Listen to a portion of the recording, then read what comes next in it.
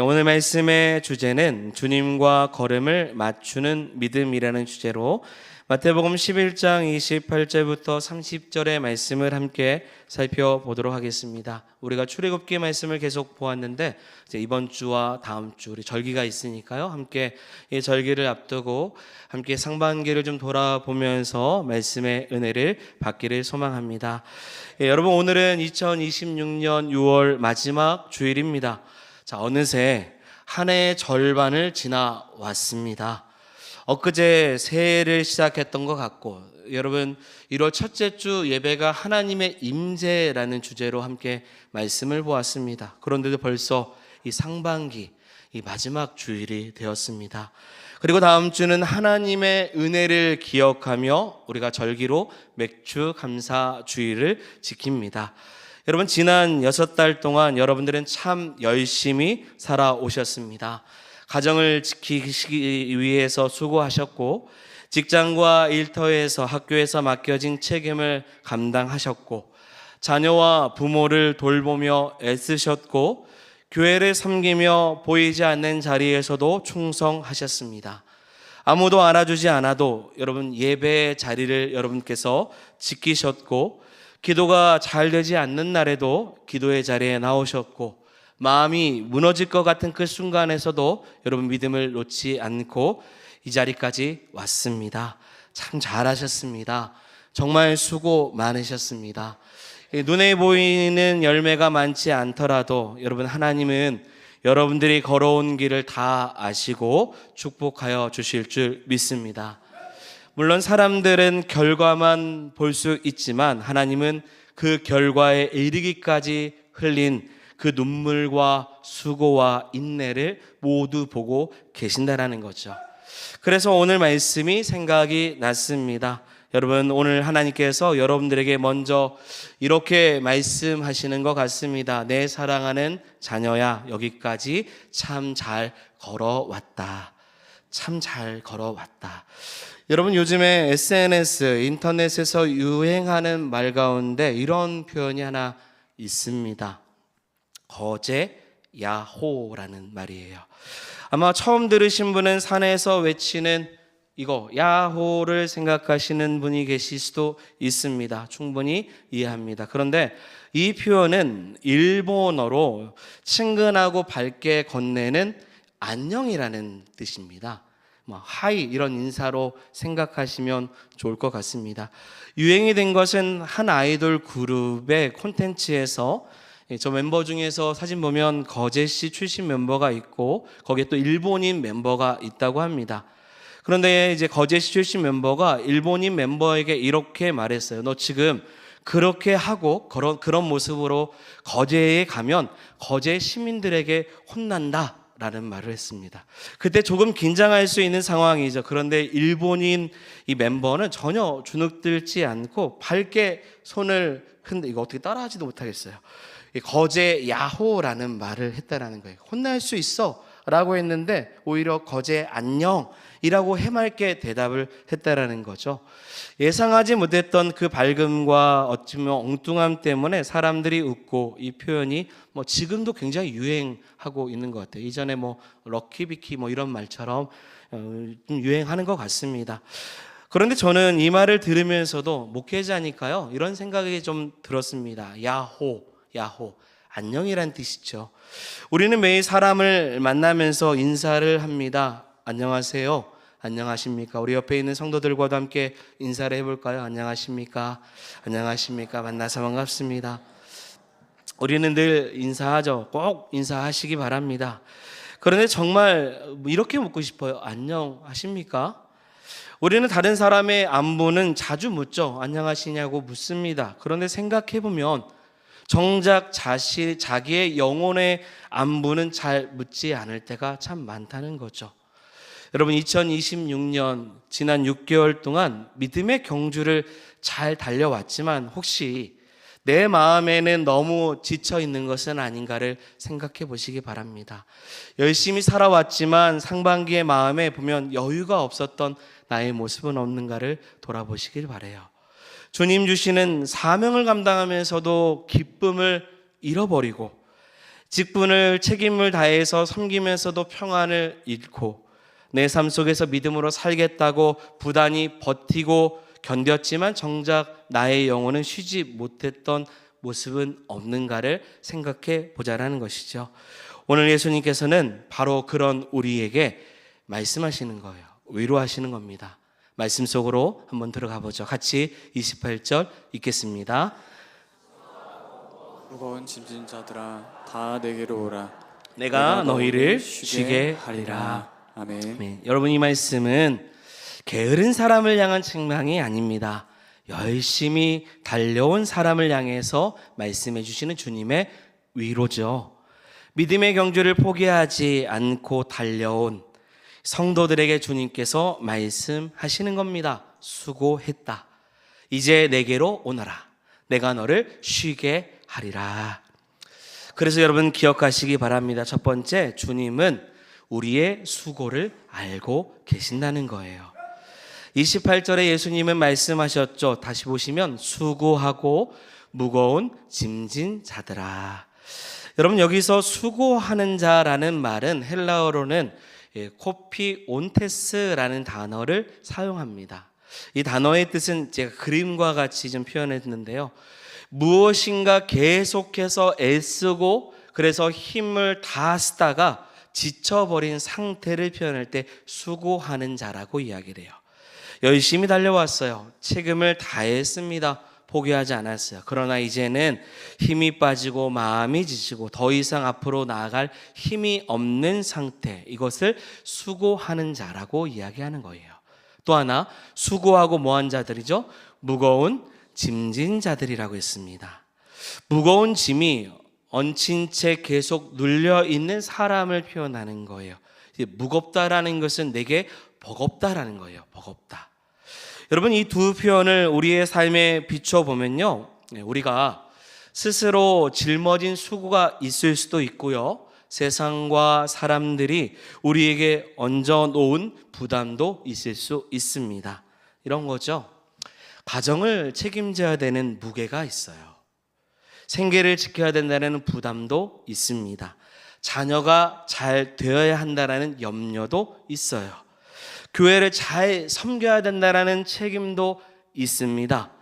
또 사람들의 기대도 있죠. 나는 실수하면 안 되는데, 나 때문에 일이 잘 안 되면 안 되는데, 다른 사람들에게 좋은 사람으로 보여야 되는데, 내가 모든 문제를 해결해야 한다라는 그러한 책임에 대한 여러분 많은 무거운 짐들이 있을 수 있죠.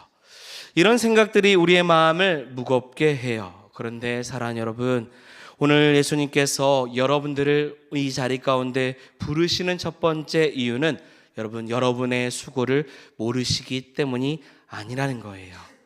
여러분, 주님은 여러분들의 수고와 섬김을 다 알고 계십니다. 얼마나 참고 있었는지, 얼마나 애썼는지, 남몰래 얼마나 많이 울었는지, 아무도 몰라줘도 얼마나 그 자리에서 충성을 다했는지 주님은 다 알고 계신다는 거예요. 히브리서 6장 10절의 말씀 같이 읽어볼까요? 하나님은 불의하지 아니하사 행위와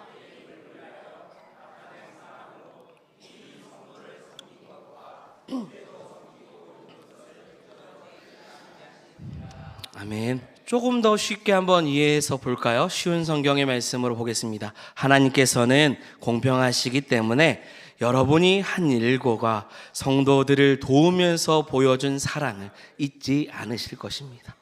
또한 여러분이 지금도 그들을 돕고 있다는 것을 기억하실 것입니다. 아멘. 주님은 다 기억하신다는 거예요. 사람은 잊을 수 있어요. 그러나 하나님은 절대 잊지 아니하십니다. 사람들은 드러난 어떤 일만 보죠. 그러나 하나님은 감추어진 그 충성까지도 다 보십니다. 가정을 위해서 희생했던 시간들, 교회를 위해서 드린 수고들, 누군가를 위해서 대신 흘린 눈물들, 포기하고 싶을 때에도 지켰던 그 믿음을 하나님은 다 기억해 주신다는 거예요. 여러분, 오늘 말씀은 이제 맥주감사 주일을 앞두고 그 은혜를 기억하는 거예요. 우리 다음 주에는 중공도 같이 감사로 드려야 하기 때문에요. 그러므로 오늘은 여러분 이 말씀을 통해서 여러분 자신을 책망하는 날로 여기지 않기를 바랍니다. 하나님 앞에서 자신의 수고를 인정받는 날이 되시기를 소망합니다. 왜 나는 6개월 동안 이거밖에 하지 못했을까? 왜 난 이런 믿음의 삶을 살지 못했을까를 보는 것이 아니라 여러분 자신을 몰아붙이지 마시기 바랍니다. 물론 자신을 돌아보고 회개할 것은 회개해야 되죠. 그러나 상반기를 마무리하면서 우리에게 필요한 것은 기억하십시오. 자기 정죄가 아니라 여기까지 붙들어 주신 하나님의 은혜라는 거예요. 그 은혜를 기억해야만이 감사가 있는 것입니다. 저도 그렇고요. 여러분도 그렇고요. 완벽하게 달려오지 못했을 수도 있습니다. 실수가 많죠. 넘어진 것도 있을 수 있어요. 그러나 넘어져도 다시 일어났습니다. 힘들어도 여러분이 이 예배 자리를 포기하지 않으셨잖아요. 기도가 막혀도 하나님을 떠나지 않았어요. 여러분 이것이 다르게 표현하면 또 하나의 믿음입니다. 믿음의 경주요, 한 번도 넘어지지 않는 경주가 아니에요. 넘어져도 다시 주님을 바라보고 일어나는 것이 믿음의 경주인 것입니다. 다시 여러분 축복합니다. 여기까지 참 잘 달려오셨습니다. 주님께서 여러분들의 수고와 헌신과 그 사랑을 다 기억하고 계십니다. 두 번째입니다. 오늘의 말씀 두 번째는 같이 읽어볼까요? 주님은 짐을 해결하고 오라고 하지 않으십니다. 아멘. 예수님은 이어서 말씀하셨죠. 다 내게로 오라라고 하셨어요.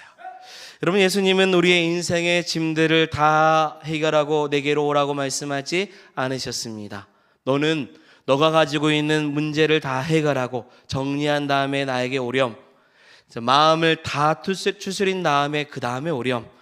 약한 마음 말고 강한 마음의 모습을 가지고 내게 오라. 그렇게 주님은 말씀하지 않으셨어요.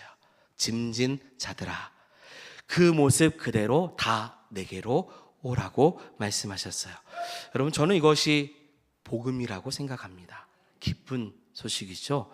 많은 사람들이 오해하고 착각하는 것은요, 내가 가지고 있는 삶의 문제와 수많은 짐들을 다 정리한 다음에 그제서야 몸도 마음도 평안하니까 신앙생활하고 주님께 나아가면 되겠다라고 생각한다는 거예요. 세상 사람들은 그렇게 생각하죠.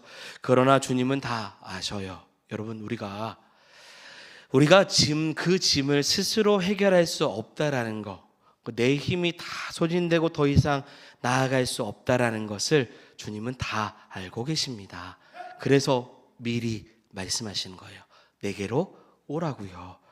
온전한 믿음은요, 그냥 짐을 진 그 상태 그대로 그 짐을 가지고 주님께 나아가는 것인 줄 믿습니다. 말씀 잘 보십시오. 주님은 어디로 가라고 하지 않으셨어요. 어디로 가라고 안 해요. 뭐라고요? 내게로 오라고 하셨죠.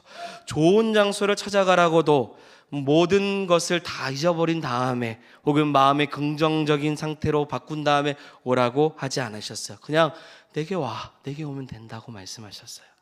여러분 참된 쉼은요, 어떤 장소에 있는 거 아닙니다. 어떤 상황이 유연해졌을 때 우리 마음에 참된 쉼이 오는 게 그게 우선순위가 아닙니다.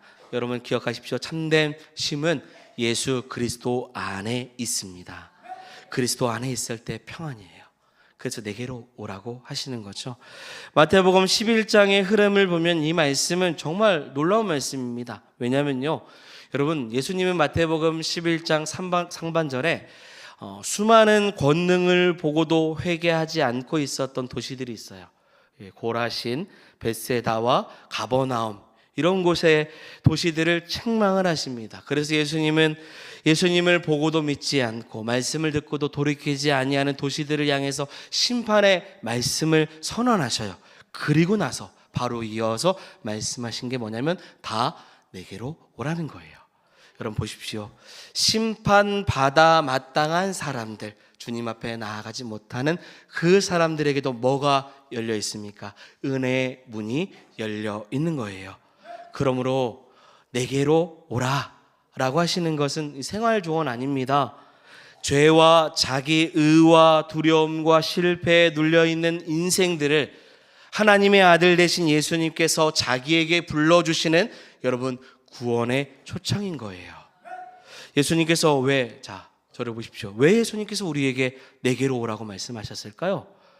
왜 쉼을 주시겠다고 말씀하시는 이유가 무엇입니까? 여러분 하나예요. 구원의 기쁨을 누리게 하시기 위한 거예요. 내가 너를 구원했는데 왜 너는 아직도 무거운 짐, 죄의 짐을 지고 그렇게 세상에 눌려 살고 있냐? 내가 너를 구원하고자 십자가의 사랑을 나타냈는데 너의 영혼은 왜 계속 지쳐 있냐라는 거죠. 내게로 오라는 거예요. 내가 너에게 구원의 기쁨을 누리게 하겠다라는 거죠. 이사야 53장의 4절의 말씀 한 부분을 같이 읽어보겠습니다. 그는 실로 우리의 질고를 지고 우리의 슬픔을 당하였군. 아멘. 표현이 그렇지만 예수님은 저 멀리서 힘내라 라고 말씀하시는 거 아니죠. 우리의 죄와 슬픔과 수치를 친히 짊어지시고 십자가로 가셨어요. 십자가는 예수님께서 우리의 짐을, 우리의 모든 죄악된 모습들을 외면하지 않으셨다라는 증거입니다. 그리고 부활은요, 그 짐과 죽음이 예수님을 이기지 못했다라는 증거예요. 그러므로 오늘 주님께 나아가시기를 바랍니다. 주님, 제가 왔습니다. 상반기 동안 열심히 달렸지만 지쳤습니다. 사람들의 기대를 만족시키려고 하다가 지쳤습니다. 모든 것을 제 힘으로 해결하다가 너무 지쳤습니다. 이제 그 개인의 짐들, 내 짐들, 죄들 하나님 다 주님께 맡겨드립니다. 왜요? 짐진 자들아 다 내게로 오라고 말씀하셨잖아요. 주님은 이렇게 우리를 위로하시고자 불러주시는 것입니다. 세 번째입니다. 이 말씀을 통해서 주시는 은혜가 무엇입니까? 같이 읽어보겠습니다. 쉼은 멍해가 없어지는 것이 아니라, 아멘. 여러분 29절에 보면요, 이해하기 어려운 말씀이 나와요. 나의 멍해를 메고 내게 배우라 라고 말씀하시죠. 그런데 생각해 보십시오. 28절에 금방 우리가 봤던 말씀에 내가 너를 뭐 하겠다고 했어요? 쉬게 하리라 말씀하셨으면 이제 아무것도 매게 하지 않게 해주셔야 되는 것이 아니겠습니까? 수고했다, 이제 모든 짐을 다 내려놓고 이제 아무것도 하지 말아라, 그렇게 말씀하시면 얼마나 좋겠습니까? 그런데 예수님은 말씀하셨어요. 나의 멍에를 메라. 여러분, 쉼을 주신다면 왜 또 멍에를 메라고 말씀하셨을까라는 의문을 가져야 되는 거죠. 여러분, 본문에서 우리 멍에는 단순하게 이제 농기구만을 의미하지는 않습니다. 예전에 이 말씀을 제가 설교한 적이 있어요. 그때 설교할 때는 한 쌍의 소가 있었고 이 멍에를 함께 메어서 함께 가야 된다라고 소개한 적이 있어요. 그런데 이 멍에라는 것은 당시 유대 사회에서는 이런 의미도 있습니다. 누군가의 가르침과 통치 아래 살아간다라는 의미를 표현하고 있는 거예요.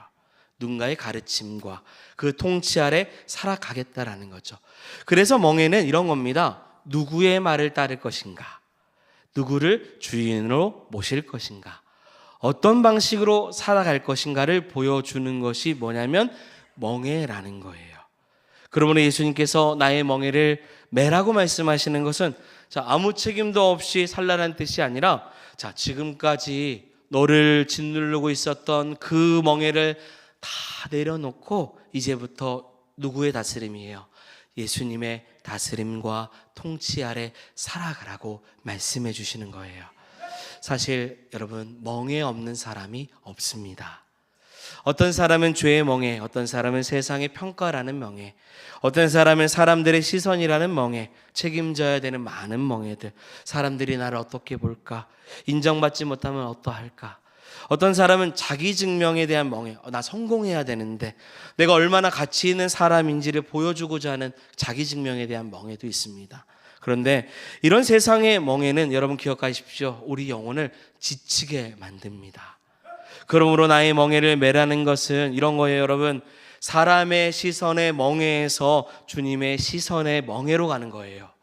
자기를 증명하고자 했던 그 세상의 멍에를 내려놓고 은혜의 멍에, 내가 아무것도 하지 않아도 나를 품어주시는 그 멍에, 모든 것을 책임져야 되는 그 세상의 멍에에서 주님을 신뢰하는 멍에로 바뀌는 겁니다. 멍에가 없어지는 게 아니에요. 멍에의 주인이 바뀌는 거죠. 사랑하는 여러분, 신앙생활 하면서도 지칠 수 있어요. 예배하고 기도하고 봉사하면서도 마음이 무거울 수도 있습니다. 그런데 잘 생각해 보면 왜 그렇습니까? 예수님의 멍에가 아니라 종교적인 성취의 멍에를 메고 있고, 그렇게 멍에를 메고 있기 때문일 수 있는 것입니다. 이만큼 봉사해야 하나님 나라를 더 사랑하시는 것 같고, 이만큼 기도해야 인정받는 것 같고, 이만큼 해야 많은 사람들에게 믿음 좋은 사람으로 보여질 것 같은 멍에를, 종교적인 멍에를 메고 있는 것이죠. 여러분, 그런데 이런 마음으로 신앙생활하면요, 자 보십시오, 목사인 저도 지칩니다. 예배도 짐이 되고 봉사도 짐이 돼요. 그러나 복음은 우리가 사랑받기 위해 봉사해야 된다고 말하지 않습니다. 사랑하는 여러분, 이미 사랑받았기 때문에 주님을 섬기는 거예요. 사랑이 있기 때문에 수고하는 겁니다. 섬기는 시간이 얼마나 귀하지 않습니까? 사람들 몰라줘도 그 멍에, 주님의 멍에를 가는 거 주님이 다 알고 계시기 때문이죠. 우리가 구원받기 위해서 순종하는 거 아닙니다. 이미 구원받았기 때문에 감사함으로 순종하며 나아가는 것입니다. 이어서 예수님은 또한 말씀하셔요. 내 멍에는 쉽고 내 짐은 가벼움이라. 아멘. 여기서 예수님의 멍에는 뭐라고 하시죠? 쉽다라는 거예요. 자, 오해하지 마십시오. 주님 따라가는 길이 어렵지 않다라는 말 아닙니다. 믿음으로 살다 보면 눈물 나요. 순종하다 보면 포기할 것도 많습니다. 때로는 자기 십자가를 지고 가야 될 때가 있어요. 그러나 사랑하는 여러분, 예수님의 멍에는 우리를 파괴하지 않아요. 우리를 정죄하지 않습니다. 우리를 노예 삼지 않아요. 예수님의 멍에가 쉬운 것은 우리를 생명의 길로 인도하시기 때문입니다. 세상 멍에는 무거워요. 더 잘해야 된다고 더 많은 것들을 짊어지게 해요. 그러나 예수님의 멍에는 다릅니다. 너가 뭘 하든 상관없이 너는 나의 사랑을 받는 자다라고, 실패를 해도 내가 너를 버리지 않겠다고, 너의 가치는 성취가 아니에요. 어떤 결과가 아니라 이미 나의 사랑 안에 있다라고 말씀하시는 겁니다. 여러분, 그렇기 때문에 주님이 우리를 붙들어 주시기에 가벼운 것입니다. 세상은 무겁습니다. 마지막입니다. 그래서 주님이 이렇게 말씀을 해주시는 거예요. 네 번째는 쉼은요, 더 빨리 달리기 위한 충전이 아니라, 같이 읽어보겠습니다. 예수님의 보폭으로 다시 걷는 것입니다. 아멘. 예수님은 말씀하셨어요. 말씀 구절 있을까요? 나는 마음이, 같이 읽겠습니다. 온유하고 겸손하니 나의 멍에를 메고 내게 배우라. 그리하면 너희의 마음이 쉼을 얻으리니. 아멘. 여러분, 이 말씀의 중요한 포인트는 내게 배우라라는 거예요. 예수님에 관한 지식을 많이 가지라는 뜻 아닙니다. 예수님에게 배우라. 예수님을 바라보며 배우라. 예수님의 마음으로 살아가는 방식을 배우라는 거예요. 예수님처럼 살아가라는 거예요. 예수님은요, 쉼의 방법만을 가르쳐 주시는 분이 아닙니다. 자신이 어떻게 쉼의 본이 되어 주신지도 말씀해 주셨어요. 여러분 생각해 보십시오. 사복음서에 보면 예수님은 누구보다 바쁘셨어요. 수많은 사람들이 찾아왔고, 병든 사람들, 귀신 들린 사람들, 굶주린 사람들이 예수님을 끊임없이 기다렸습니다. 그러나 예수님은요, 사람들의 모든 요구에 끌려 다니지 않으셨어요. 새벽 미명에 한적한 곳에 가셔서 뭐 하셨냐면 기도하셨습니다. 때로는 무리를 떠나셔서 배 안에서 주무시기도 하셨습니다. 제자들이 음식 먹을 겨를조차 없이 사역했을 때에도 이렇게 말씀하셨어요. 너희는 따로 한적한 곳에 가서 잠시 쉬라고 말씀하셨어요. 여러분, 쉼은 예수님의 배려입니다. 쉼은 예수님의 사랑이에요. 그러므로 여러분, 영적인 쉼을 말하면서 육체적인 쉼을 무시해서는 안 되는 겁니다. 잠이 필요한 사람은요, 잠을 자야 돼요. 치료가 필요한 사람은 치료를 받아야 됩니다. 너무 많은 일을 맡은 사람은 여러분 일을 조정해야 돼요. 건강에 대한 경계를 세우는 것도 여러분 믿음의 한 모습입니다. 모든 피곤을 기도가 부족했기 때문에라고 몰아붙여서도 안 됩니다. 예수님은요, 영혼만 돌보시는 분이 아니라 지친 제자들의 삶, 육체, 몸도 돌봐주셨습니다. 그러나 몸이 쉬어도 해결하지 못하는 피곤이 분명히 있어요. 그 피곤은 내가 하나님처럼 살려고 할 때 찾아오는 것입니다. 그 모든 문제를 내가 해결하고 모든 사람들을 내가 만족시키고 모든 결과를 내가 책임지려고 할 때 여러분 영혼은 지칩니다. 우리는 새 일들이 많아서 지치는 게 아니라 내가 세상의 주인처럼 살아가려고 할 때 지칠 때가 더 많습니다. 이 믿음이 영혼을 쉬게 합니다. 29절에 너희 마음이 쉼을 얻으리라 라고 하는 말씀을 여러분 예레미야 6장 16절의 말씀을 통해서도 생각해 보게 됩니다. 같이 읽겠습니다. 너희는 길에 서서 보며 옛적 길을 곧 선한 길이 어디인지 알아보고 그리로 가라. 너희 심령이 평강을 얻으리라. 아멘. 여러분, 구약에서 하나님의 선한 길로 걸으면 영혼에 뭘 줘요? 평안, 쉼을 얻게 하신다고 말씀하셨어요. 그런데 이제 신약에서 누가 오셨습니까? 예수님이 오셨죠. 그리고 말씀하셨죠. 내게 배우라. 그리하면 너의 영혼이 쉼을 얻으리라 말씀하셨어요. 구약에서 말한 그 선한 길이 이제는 한 인격으로 우리 앞에 서 계신 것입니다. 예수님 자신이 길이 되어 주셨기 때문이죠. 그러므로 쉼은요, 단지 육체적으로 쉼 그것만을 의미하는 게 아니라 진짜 쉼은 예수님의 마음과 그 예수님의 보폭과 함께 배우며 같이 걸어가는 것입니다. 지난 상반기 동안 우리는 너무 빨리 달려온 것은 아닌가를 돌아보시기 바랍니다.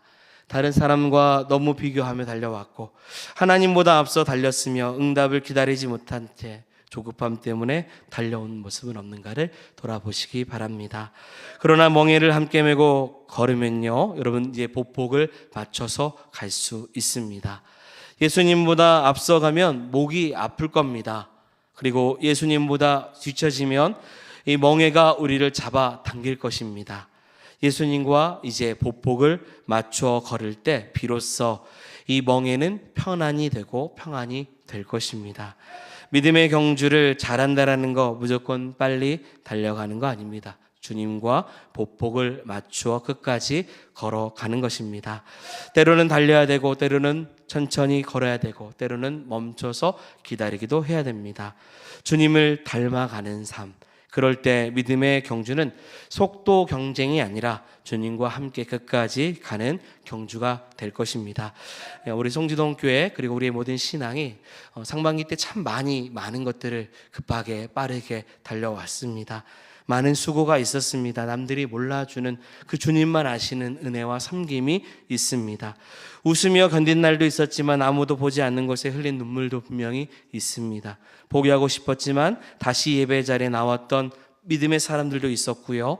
그리고 우리가 더욱더 힘들 때 다시 우리를 일으켜 세우시는 그 주님을 바라볼 때도 있었습니다. 사랑하는 여러분, 오늘 주님은 말씀해 주십니다. 사랑하는 내 자녀야, 여기까지 참 잘 걸어왔다. 여러분, 이 무거운 짐들을 내게 맡기고 이제는 나와 함께 걸어가자. 여러분, 잘 달려와셨습니다. 하지만 하반기 때는 더 믿음으로 잘 달릴 수 있는, 하지만 앞서지 않고 뒤처지지 않고 주님을 따라 나아갈 수 있는 성도가 되기를 소망합니다. 입술로만 야호 하지 마시고 우리의 영혼이 정말로 이 평안, 샬롬, 안녕, 우리의 영혼이 정말로 그 샬롬이 있는 삶의 모습을 살아갈 수 있도록 수고했다고 말씀해 주시는 귀한 은혜, 그 주님을 따라 나아갈 수 있는 저와 여러분들이 되기를 주의 이름으로 축원드립니다. 아멘. 말씀을 생각하면서 함께 찬양하겠습니다. 이 찬양을 통하여서 우리의 삶의 평안과 우리의 삶의 위로와 우리의 삶의 기쁨을 더해 주시는 그 주님을 따라 나아갈 수 있도록 주님과 동행하는 삶이 되고자 함께 말씀을 붙들며 함께 찬양하기를 원합니다. 고단한 인생길, 고단한 인생길, 힘겨운 오늘도 예수 내 마음 아시네. 지나간 아픔 아픔도 마주할 세상도 예수 내 마음 하신 한 번 더 고백합니다. 고단한 인생길 고단한 인생길 힘겨운 오늘도 예수 내 마음 하시네 지나간 아픔도 마주할 세상도 예수 내 마음 하시네 믿음의 눈 들어 주를 보리 이 또한 지나가리라 주어진 내 삶의 시간 속에 주의 뜻 알게 하소서 하루를 살아도